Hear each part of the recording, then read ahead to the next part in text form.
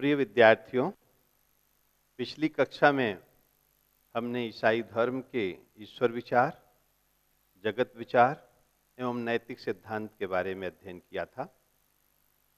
आज हम इस्लाम धर्म के बारे में अध्ययन करेंगे। नाम से ही स्पष्ट है, इस्लाम अर्थात समर्पित होना, शरण में जाना। प्रश्न उठता है, किसकी शरण में जाना, किसको समर्पित होना? तो इस्लाम धर्म की आस्था जो है वो अल्लाह में है। अल्लाह के प्रति समर्पित होना, अल्लाह की शरण में जाना, यही इस्लाम से तात्पर्य है। तो एक तरह से ये कहा जा सकता है कि सब कुछ छोड़ करके हम खुदा के प्रति समर्पित हो जाएं, खुदा की शरण में चले जाएं। इस्लाम धर्म का हार्द यही है, फलितार्थ यही है। इस्लाम शब्द का एक दूसरा अर्थ भी करते हैं जो कि शांति से संबंधित है। और जब हम आपस में एक दूसरे को आलेकुम सलाम कहते हैं तो इसका मतलब है कि शांति से जियो, शांति से रहो, शांति की कामना करो। तो इस्लाम शब्द के ये दोनों अर्थ इस बात के द्योतक हैं कि इस्लाम धर्म ईश्वर में, खुदा में आस्था रखने की बात करता है, शांति और अमन चैन की बात करता है। कहते हैं कि पैगंबर मोहम्मद साहब ने इस्लाम धर्म का प्रवर्तन किया और ये दुनिया का नया धर्म है जो कि 6ठी शताब्दी ईस्वी में जिसका उद्भव हुआ। प्रायः 6ठी शताब्दी ईसा पूर्व धर्म की दृष्टि से महत्वपूर्ण समय माना जाता है। चाहे वो ईसाई धर्म हो, चाहे कन्फ्यूशियस धर्म हो, चाहे बौद्ध धर्म हो, जैन धर्म हो, ये 6ठी शताब्दी ईसा पूर्व इन धर्मों की दृष्टि से बहुत महत्वपूर्ण समय माना जाता है। किंतु इस्लाम धर्म का समय 6ठी शताब्दी ईस्वी, तो एक तरह से लगभग इन धर्मों के 1200 वर्ष बाद इस्लाम धर्म सामने आता है। कहते हैं कि उस समय की परिस्थितियां, जो 6ठी शताब्दी ईस्वी की परिस्थितियां थी, वो अलग थी। क्रिया कर्मकांड का प्राबल्य था और अनेकेश्वरवाद की मान्यता भी प्रबल थी। उस समय बच्चों पर निशाना साधना खेल का एक अंग माना जाता था। तो ऐसी इन विकट परिस्थितियों में जब मूर्ति पूजा का प्राबल्य हो और जब अनेक देवी देवताओं का प्राबल्य हो तथा कुछ ऐसी सामाजिक व्यवस्थाएं थी जो घृणित थीं, इन व्यवस्थाओं के प्रति विद्रोह किया पैगंबर मोहम्मद साहब ने। कहते हैं कि मोहम्मद साहब जो कि बचपन से ही एकांत प्रेमी थे, कालांतर में इन्होंने कुरैशी महिला की व्यवसाय को ज्वाइन किया और धीरे धीरे आगे बढ़ते गए। सीरिया में बहुत अच्छा काम किया और उस तरह से कुरैशी महिला खदीजा के साथ इतना अच्छा संबंध हो गया कि दोनों एक साथ जुड़ भी गए। और जब ये मोहम्मद साहब व्यवसाय के लिए बाहर जाते तो कहते हैं कि हीरा नामक गुफा में बैठ करके थोड़े समय साधना करते और ऐसा करते करते एक दिन उन्हें उस हीरा की गुफा में इल्हाम हुआ, अर्थात ईश्वर के, अल्लाह के संदेश इन्हें प्राप्त हुए और यहीं से उनकी अध्यात्म यात्रा शुरू हुई। और कहते हैं कि इन्होंने इस्लाम धर्म का प्रवर्तन किया और इस्लाम धर्म के विकास में मक्का और मदीना ये दो महत्वपूर्ण स्थान रहे।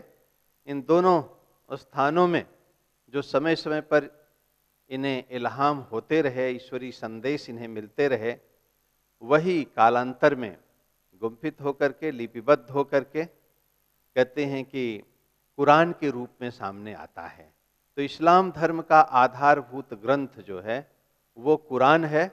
और इस तरह से हम अगर इस्लाम धर्म को अच्छी तरह से समझना चाहते हैं तो कुरान की जो आयतें हैं उनको हमें समझना होगा।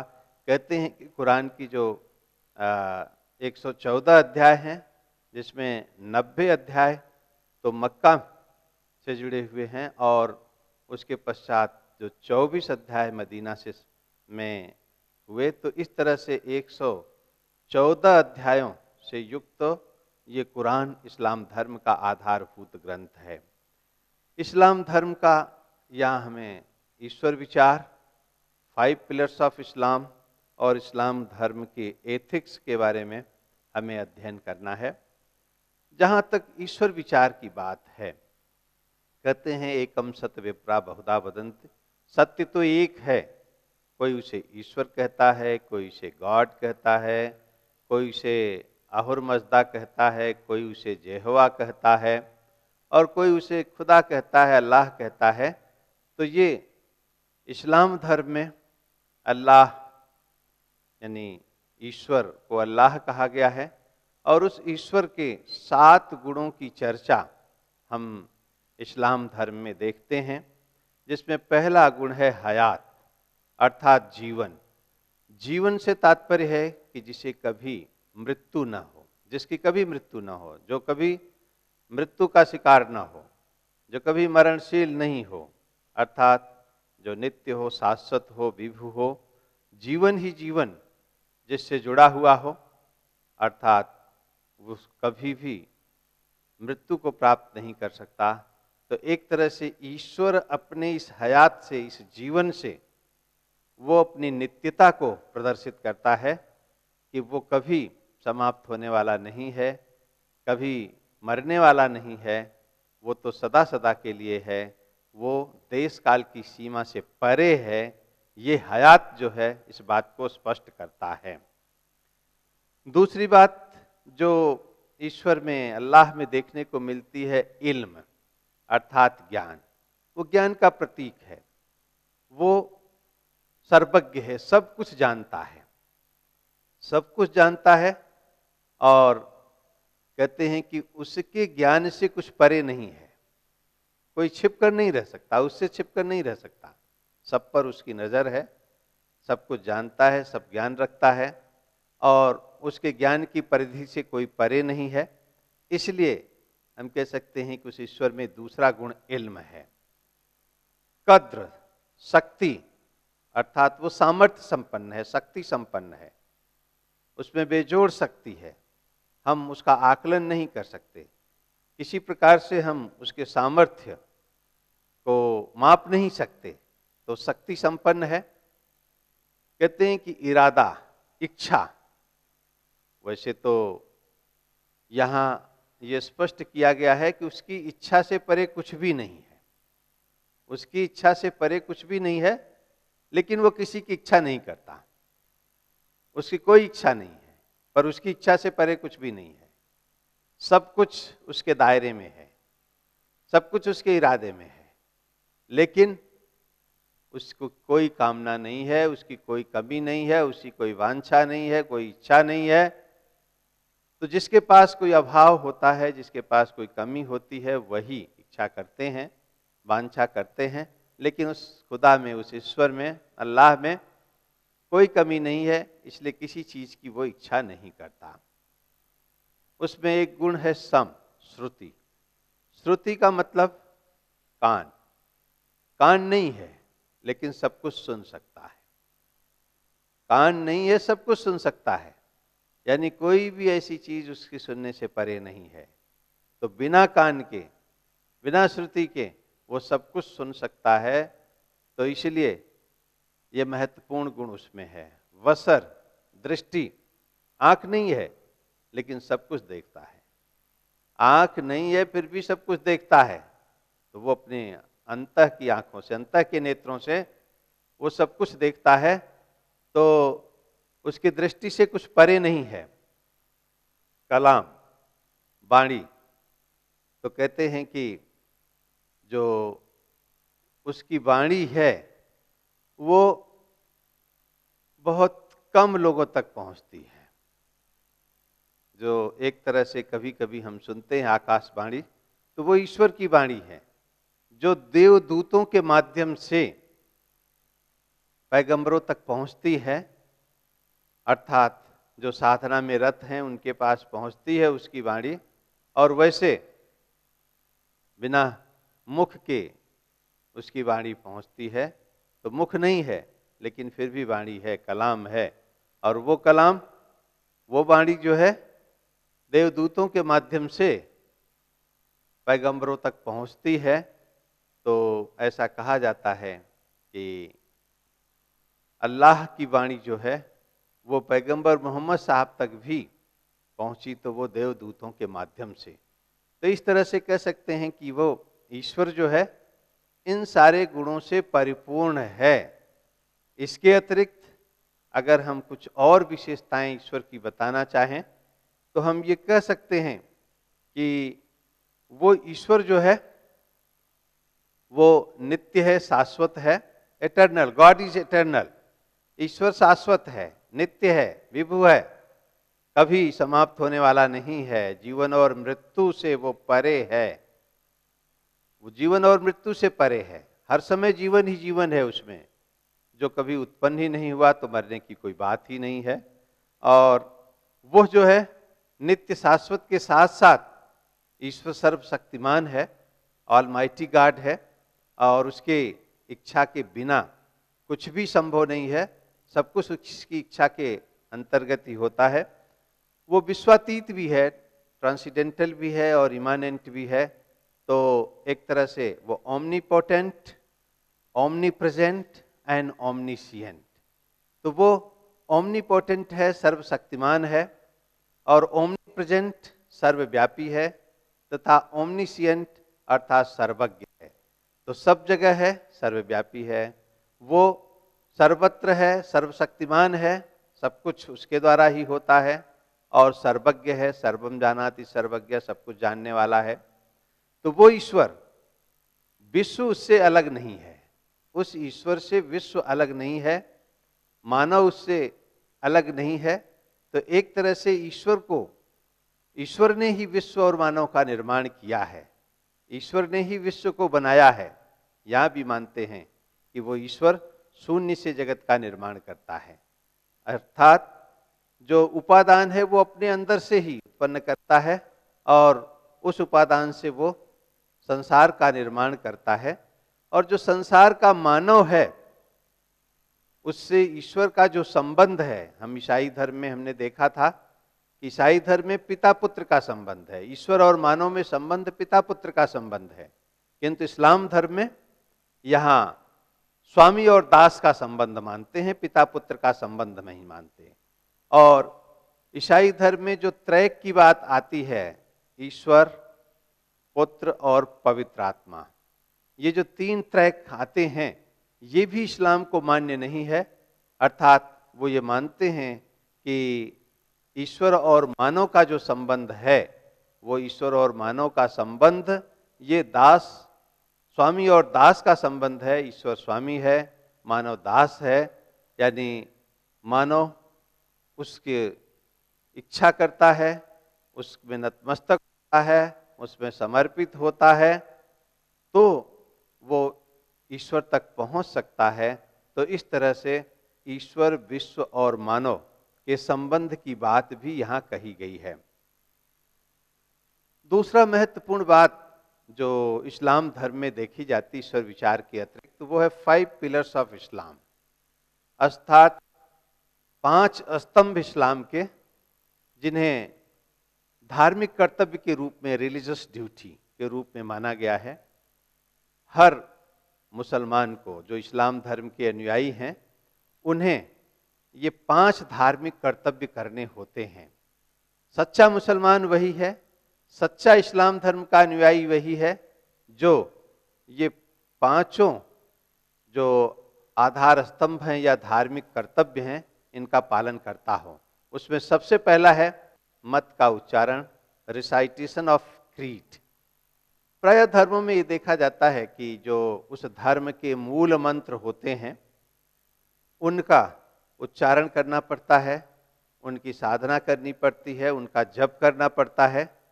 तो यहाँ भी ये माना गया है कि प्रत्येक मुसलमान कम से कम एक बार, अधिक से अधिक तो कितनी बार, वो जो इनका मूल मंत्र है या इलाहा इल्लल्लाह मोहम्मद रसूलुल्लाह, तो ये जो मूल मंत्र है कि अल्लाह या इलाह इल्लल्लाह, यानी अल्लाह ही इलाह है, पूजनी है, अल्लाह ही पूजनी है और मोहम्मद साहब उसके पैगंबर हैं।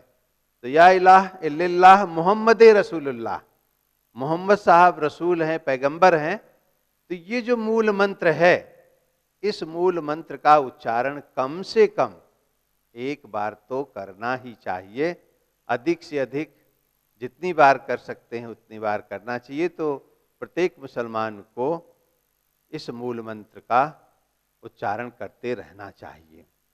दूसरी बात नमाज की कही, प्रेयर। नमाज ये माना जाता है कि प्रत्येक मुसलमान को साधारण स्थिति में 5 बार नमाज पढ़नी चाहिए। 5 बार नमाज, एक तो सूर्योदय के पहले, दूसरा जो है दोपहर में, तीसरा दोपहर के बाद, और चौथा शाम को, और 5वां सोने से पहले, रात्रि में सोने से पहले। तो ये 5 बार नमाज सभी इस्लाम धर्म के अनुयायियों को पढ़नी चाहिए। और ये नमाज, ये प्रेयर है, ये खुदा से जुड़ने का, अल्लाह से जुड़ने का ये प्रार्थना है, प्रेयर है। और इसलिए प्रत्येक इस्लाम धर्म के अनुयायी को इसे करना चाहिए। पर ये नमाज पढ़ने के पहले प्रत्येक अनुयायी को उसकी तैयारी करनी होती है, और तैयारी करने के लिए एक तरह से अपने आप को शुद्ध करना पड़ता है। जब शुद्ध करेंगे तो शुद्ध प्रायः जल से किया जाता है। तो जल से अपने आप को शुद्ध करें, पानी हाथ में लें, पानी से जो है अपने हाथ को धोएं, मुंह को भी धोएं, मुंह में पानी डाल करके भी निकालें, नाक में पानी डाल करके निकालें, कोहनी तक अपने हाथ को धोएं। तो ये जो है नमाज के लिए शुद्धता जरूरी है। और प्राय जहाँ जल नहीं मिलता तो कहते हैं कि मिट्टी के ढेले से भी शुद्ध किया जाता है। तो इस तरह से शुद्ध होकर के नमाज पढ़ने की बात होनी चाहिए। नमाज 2 तरह की होती है, एक खुर्द नमाज, एक सुन्नत नमाज। खुर्द नमाज जो है वो अकेले पढ़ सकते हैं, लेकिन सुन्नत नमाज जो है वो सामूहिक रूप में पढ़ सकते हैं। और ऐसा माना गया है कि जो शुक्रवार का दिन पवित्र दिन है, उस दिन प्रायः सामूहिक नमाज अवश्य पढ़नी चाहिए। तो इससे सामूहिक नमाज पढ़ने से जो वसुधैव कुटुंबकम की भावना जागृत होती है, जो संगठन में शक्ति की भावना जागृत होती है, वो देखने को मिलता है। तीसरा है जकात, ऑल्म्स गिविंग, अर्थात दान देना चाहिए। तो इसको इस्लाम में जकात के रूप में एक धार्मिक कर्तव्य माना गया है, रिलीजियस ड्यूटी। और ये कहा गया है कि प्रत्येक मुसलमान को अपनी आय का कम से कम 2.5% दान देना चाहिए जकात के रूप में।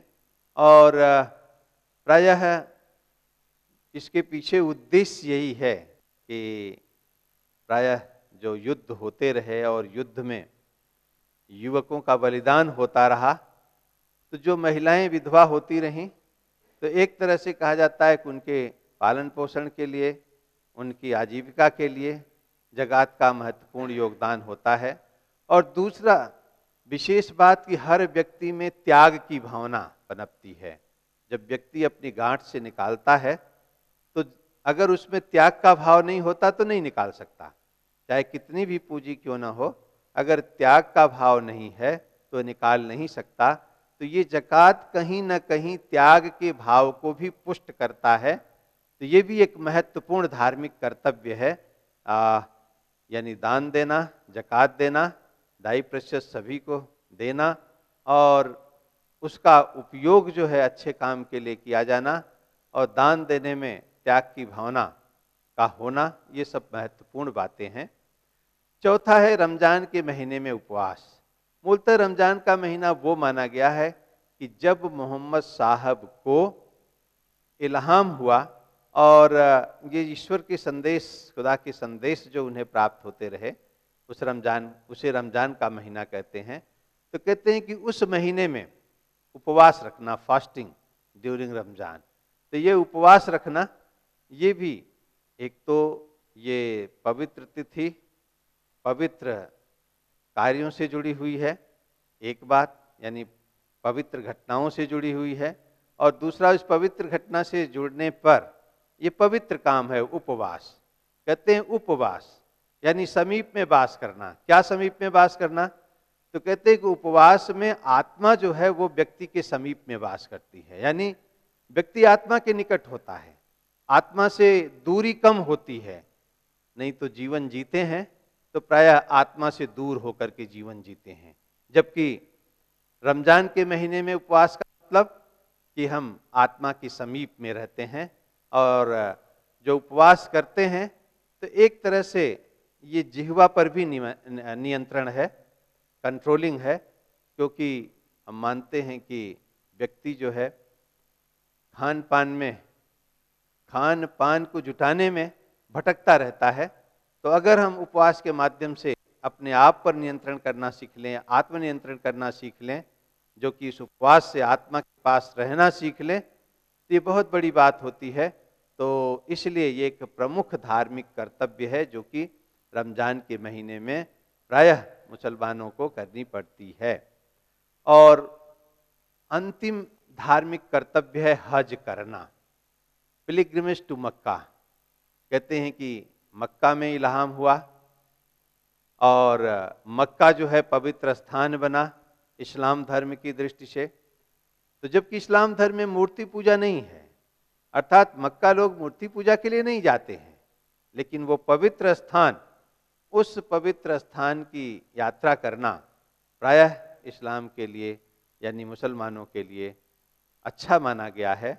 और ये कहा गया है कि पूरे जीवन काल में कम से कम एक बार जो है हज करना चाहिए, अर्थात मक्का की यात्रा करनी चाहिए। लेकिन हज करने के पहले जो आवश्यक कार्य करने होते हैं, हज कौन कर सकता है?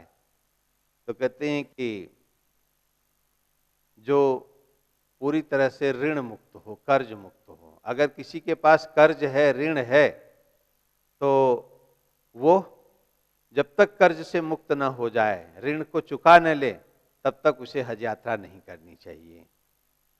कोई ब्याज से पैसा कमा रहा हो तो उसको कंट्रोल करे, तब उसे हज यात्रा करनी चाहिए।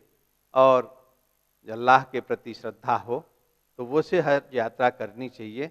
तो हज यात्रा के पूर्व ये व्यवस्थाएं दी गई हैं कि व्यक्ति अपने आप को पवित्र कर, अपने आप को शुद्ध कर हज की यात्रा करे, और उस स्थान पर जाकर के जब पूरे देश, पूरे विश्व के लोग जब एक जगह इकट्ठा होते हैं, तो वहाँ भी एक ऐसा जो पारिवारिक माहौल देखने को मिलता है, एक साथ सिजदा करना, एक साथ झुकना, उठना, बैठना, वो दृश्य जो है वो अनुकरणीय दृश्य होता है।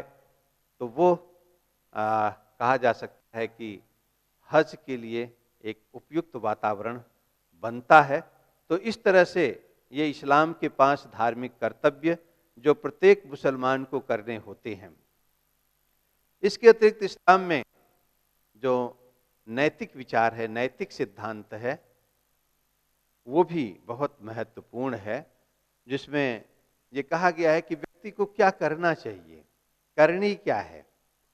और करनी के लिए कहा गया कि व्यक्ति को अपने आप को शुद्ध करना चाहिए, प्योरिटी आनी चाहिए, शुद्धता आनी चाहिए, कभी मिलावटपना नहीं होना चाहिए, हमारा आचरण व्यवहार शुद्ध होना चाहिए, शुचिता होनी चाहिए, जीवन में पवित्रता होनी चाहिए, अपवित्रता नहीं होनी चाहिए। व्यक्ति को ईमानदार होना चाहिए, डिसऑनेस्ट नहीं होना चाहिए, बेईमान नहीं होना चाहिए, और वो ईमानदारी उसके जीवन और व्यवहार से प्रकट होनी चाहिए, तथा मित्रता, फ्रेंडशिप, उसे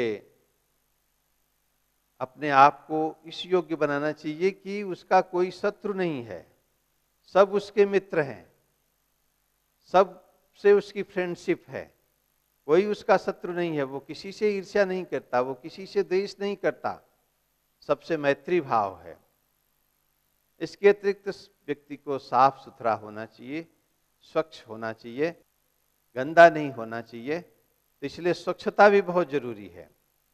फॉरगिवनेस, क्षमा, तो क्षमा का नैतिक गुण भी व्यक्ति में होना चाहिए। कहते हैं क्षमा बहुत बड़ा गुण है, और जो जिसमें ये गुण आ जाता है निश्चित रूप से वो हर दृष्टि से व्यक्ति एक तरह से सामर्थ्यवान बनता है।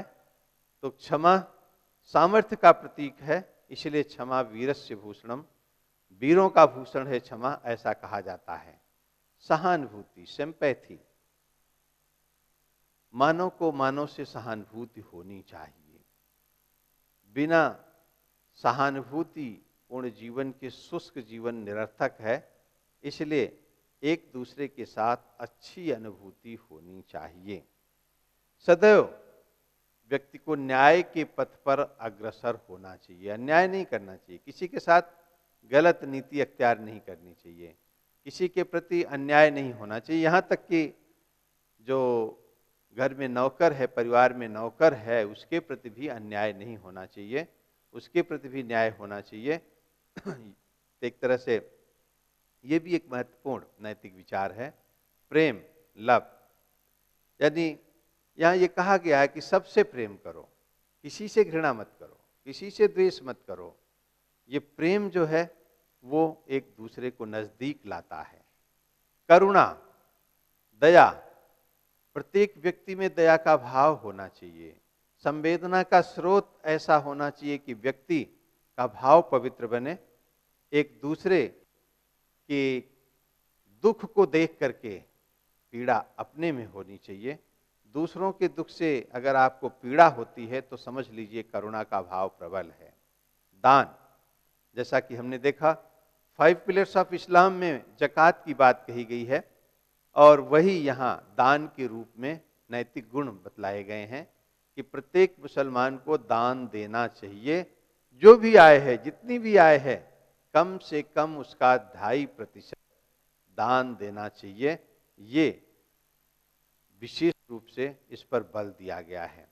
नम्रता, ह्यूमिलिटी, यानी प्रत्येक व्यक्ति को विनम्र होना चाहिए, और एक तरह से कहते हैं कि व्यक्तित्व की पहचान है नम्रता।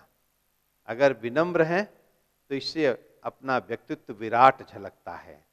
जीवन में सच्चाई होनी चाहिए, जीवन में मर्यादा होनी चाहिए, यानी हमारा जीवन अस्त व्यस्त और संत्रस्त नहीं होना चाहिए।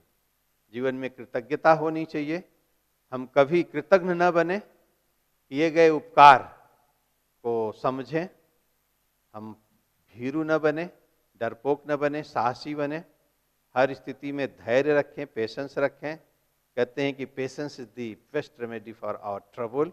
हमारी कठिनाइयों का जो निराकरण धैर्य से होता है। गुडनेस, अच्छाई होनी चाहिए, और कुछ अकरणीय जो दुर्गुण हैं उनकी तरफ भी ध्यान आकृष्ट किया गया है। कभी रिश्वत नहीं लेनी चाहिए, कभी अभिमान नहीं करना चाहिए।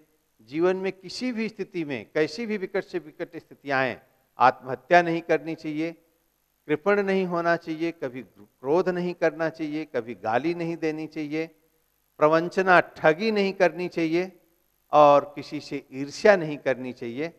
इन सब के अतिरिक्त इस्लाम धर्म में जो सामाजिक दुर्गुण बतलाया गया है, जो ब्याज का पैसा खाते हैं उसको सामाजिक दुर्गुण माना गया, जो जुआ खेलते हैं सामाजिक दुर्गुण है, शराब पीते हैं ये भी दुर्गुण है।